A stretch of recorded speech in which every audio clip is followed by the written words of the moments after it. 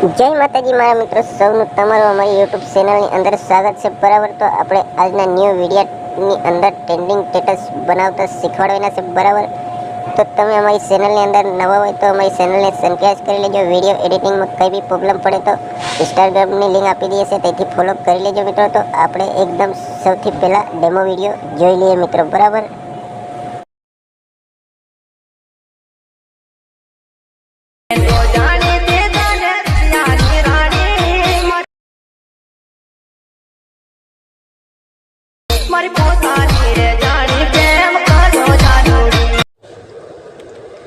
તમે સ્ક્રીન પર જેવો કોઈ ડેમો વિડીયો જોયો, આવું સ્ટેટસ બનાવવાને એડિટિંગ કરવા માટે તમારે સૌથી પહેલાં એલાઇટ મોશનની જરૂરત પડશે।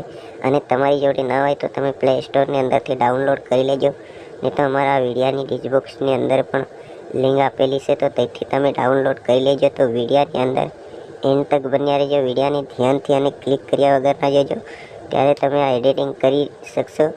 તો આપણે સૌથી પહેલાં અહીંયાથી એલાઇટ મોશન ઓપન કરી દેવાનું છે। આવી રીતે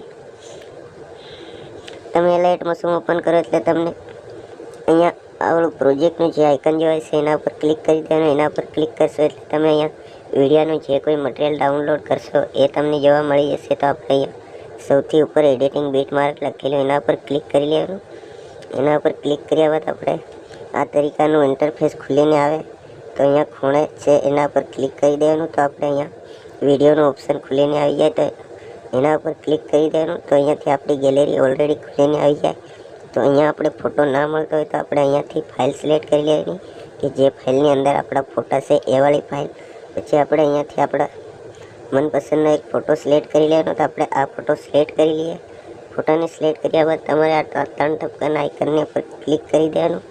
ક્લિક કર્યા બાદ આપણે જે આ 5મા નંબરનો ઇન્ટરફેસ છે એના પર ક્લિક કરી દેવાનું। તો આપણે ફોટો ઓલરેડી ફૂલ સાઇઝમાં થઈ જાય। એના બાદ આપણે આવી રીતે સોંગની લાસ્ટમાં આવે અહીંયા ક્લિક કરી દેવાનું। અહીંયા ક્લિક કર્યા બાદ આપણે ફરી આગળ આવતું રહેવાનું। આવી રીતે આગળ આવ્યા બાદ આપણે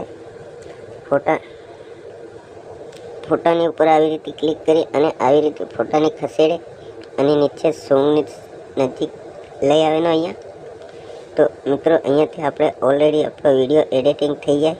વિડીયો એડિટિંગ થયા પછી મિત્રો આપણે જે આવડું આઇકન જોવાય છે એના પર ક્લિક કરી દેવાનું। એના પર ક્લિક કર્યા બાદ આપણે અહીંયાથી એમબી સિલેક્ટ કરી લેવાની। તો અમે 720 HD એમબી સિલેક્ટ કરી લઈએ। એમબી સિલેક્ટ કર્યા બાદ આપણે આવડા આઇકનની ઉપર ક્લિક કરી દેવાનું। તો આપણે આવી રીતે વિડીયો ડાઉનલોડ જો થઈ જશે તો આવી રીતે વિડીયો થઈ જાય ડાઉનલોડ। તો અહીંયા થોડી રાહ જોવી પડશે। તો આપણે મિત્રો રાહ જોઈ લઈએ।